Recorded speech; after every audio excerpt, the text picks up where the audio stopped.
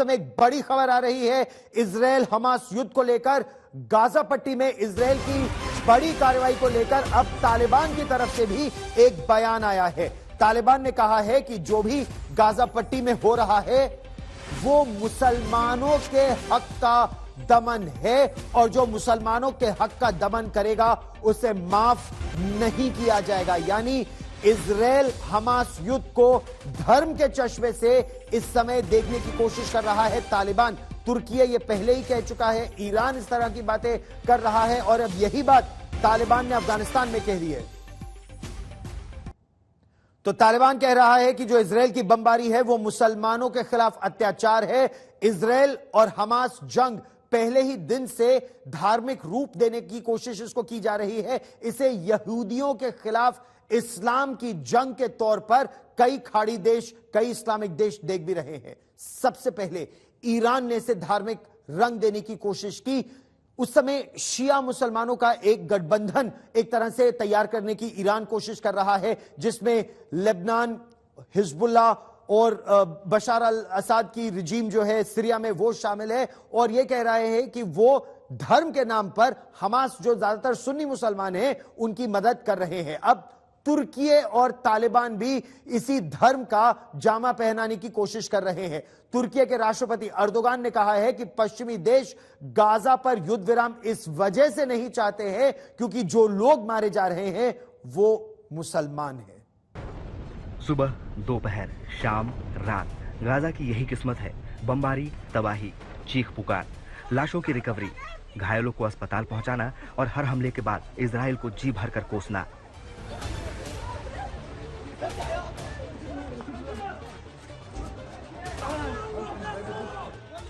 बीस दिनों से गाजा पर जारी बमबारी के बाद फिलिस्तीन का दावा है कि इजराइल ने गाजा की 45% इमारतों को धूल में मिला दिया है। यानी लगभग आधा गाजा समतल हो गया है। 10 लाख लोगों का आशियाना छिन गया है। जो जिंदा बचे हैं वो राहत शिविरों में हैं, जो घायल हैं वो अस्पताल में। मगर वो चाहे कहीं भी हो, उनकी जिंदगी महफूज नहीं। किसी भी सेकंड इजराइल बमबारी कर सकता है और उनकी सांसें थम सकती है। खुद फिलिस्तीन नेता यूएन में खड़े होकर कह रहे हैं कि गाजा में चप्पे चप्पे पर मौत है। एक भी हिस्सा ऐसा नहीं है जहां लोग ये मान लें कि उनकी जान बच सकती है।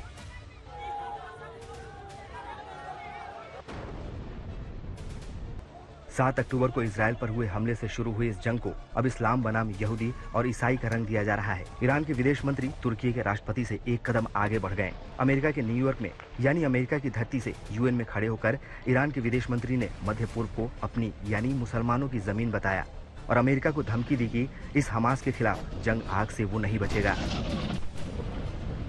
बाइडेन के इस बयान पर बवाल मचा तो अमेरिकी विदेश विभाग से सवाल पूछे गए।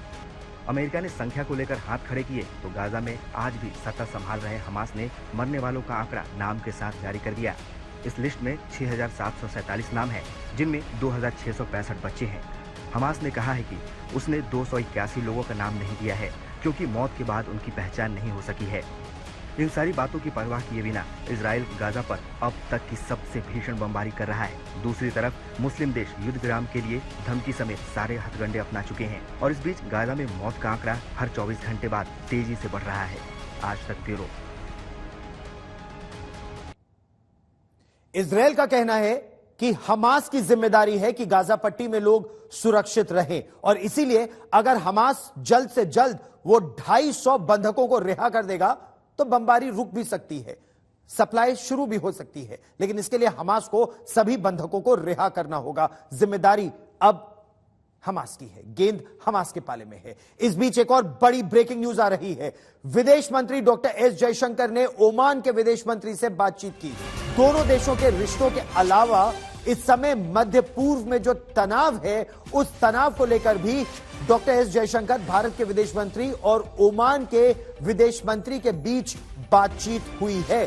भारत लगातार इस पक्ष में है कि यह शांति जल्द से जल्द बहाल हो और शांतिपूर्वक तरीके से दोनों देश आपस में बातचीत करें, इजरायल भी और फिलिस्तीन भी। एक और ब्रेकिंग न्यूज इस समय रूस से आ रही है। रूस ने हमास के प्रतिनिधियों को मॉस्को बुलाने का बचाव किया है, इस निर्णय का बचाव किया है। वहीं उससे हमास की प्रतिनिधियों को रूस से बाहर निकालने की इजरायल की मांग को भी रूस ने खारिज कर दिया है। रूस ने कहा है कि सभी पक्षों से लगातार संपर्क बनाए रखना इस समय बेहद जरूरी है। इजरायल हमास के प्रतिनिधियों को मॉस्को बुलाए जाने की उसकी निंदा भी कर रहा है और कह रहा है कि उनको जल्द वापस भेज देना चाहिए। रूस का कहना है कि सभी के संपर्क में लगातार रहने की आवश्यकता है।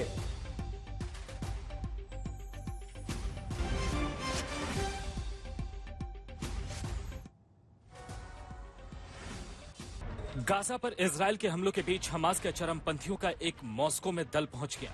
यह दल अकेले रूस नहीं गया, बल्कि ईरान के उप विदेश मंत्री भी इनके साथ मॉस्को पहुंचे हैं। रूस के विदेश मंत्रालय ने इस दौरे की पुष्टि कर दी है, यानी इजरायल हमास की जंग में पुतिन ने भी एंट्री ले ली है। इस वक्त एक तरफ हमास और ईरान खड़े हैं, तो दूसरी तरफ अमेरिका और इजरायल। लेकिन हमास नेताओं के मॉस्को पहुंचने के साथ ही पुतिन भी इसमें शामिल हो गए हैं। हमास के चरमपंथियों के साथ ईरान के उप विदेश मंत्री के मॉस्को दौरे को अमेरिका किस रूप में ले रहा है, उसके प्रवक्ता से सुनिए। इजरायल का रुख इससे भी ज्यादा सख्त है और वो हमास नेताओं के रूस दौरे की निंदा कर रहा है। वही सच्चाई ये है कि रूस और हमास लंबे समय से करीब आ रहे हैं। इस बैठक को रूस की अराजकता फैलाने की कोशिश के रूप में देखा जा सकता है, लेकिन जहां तक आतंकी समूहों का सवाल है, रूस का एक उलझा हुआ इतिहास रहा है। कई देशों के विपरीत रूस ने हमास को आतंकवादी संगठन घोषित नहीं किया है। 7 अक्टूबर को जो हुआ उसकी निंदा रूस ने अब तक नहीं की है। हमास की प्राथमिकता रूस जैसे प्रभावशाली खिलाड़ियों को गाजा पर बमबारी अभियान को रोकने के लिए मजबूर कराना है, जो पिछले 20 दिनों से अधिक समय से जारी है। हालांकि रूस के पास इसे रोकने की शायद शक्ति नहीं है, फिर भी हमास को पुतिन से मिली मान्यता से लाभ मिलता है। इसके अलावा यदि कोई जमीनी आक्रमण इजरायल की तरफ से होता है तो क्षेत्र में किसी भी राजनीतिक वैक्यूम, पॉलिटिकल वैक्यूम से रूस जैसे देशों को फायदा होगा और इसलिए रूस हमास के साथ दोस्ती बनाए रखता है। इससे पहले कल पुतिन ने आशंका जताई थी कि अगर गाजा पर इजरायल का हमला नहीं रुकता है तो ये जंग मध्य पूर्व के बाहर भी फैल सकती है।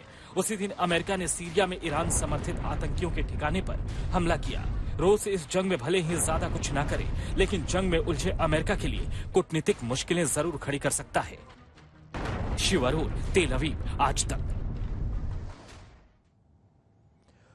और तेल अवीव से समय एक बड़ी खबर आ रही है। पूरे मध्य इजरायल में लगातार सायरन सुनाई दे रहे हैं। भरी दोपहरी में 4 रॉकेट दागे गए हैं समय तेल अवीव की ओर और रॉकेट वार्निंग सायरन पूरे क्षेत्र में बज रहे हैं। 4 बड़े धमाकों की आवाज भी आई है और पूरा का पूरा शहर एक तरह से थम गया है। रॉकेट हमलों की वजह से थम गया तेल अवीव। आप ये सोचिए कि अभी भी 21 दिन से युद्ध चल रहा है और 21 दिन बाद भी हमास के आतंकी गाजा पट्टी से रॉकेट दागने की क्षमता रखते हैं। और छोटे छोटे रॉकेट नहीं जो महज 10, 20, 50 किलोमीटर जाएं, बल्कि 150 से ज्यादा किलोमीटर दूर तेल अवीव को भी निशाना बनाने की क्षमता रखते हैं ये रॉकेट। और इस बीच एक और बड़ी खबर आ रही है इजरायली डिफेंस फोर्सेस IDF की तरफ से। इजरायल जब 21 दिन से हमास के खिलाफ गाजा पट्टी में युद्ध लड़ रहा है, तब इजरायल के आम लोग भी अपनी रक्षा के लिए और देश की रक्षा के लिए हथियारों की ट्रेनिंग ले रहे हैं। इजरायल में 7 अक्टूबर के बाद अब तक 1.5 लाख लोगों ने हथियारों का लाइसेंस लेने के लिए एप्लीकेशन भरा है। जिन्हें लाइसेंस मिल चुका है वो ट्रेनिंग सेंटर पहुंच रहे हैं, बंदूक चलाने की ट्रेनिंग ले रहे हैं। गन लाइसेंस विभाग और गन ट्रेनिंग सेंटर में इस समय भारी भीड़ है। इसमें न केवल पुरुष बल्कि बड़ी संख्या में महिलाएं भी पहुंच रही हैं, क्योंकि हमास का आतंकी कहीं से भी आ सकता है, ऐसा अंदेशा है 7 अक्टूबर के बाद।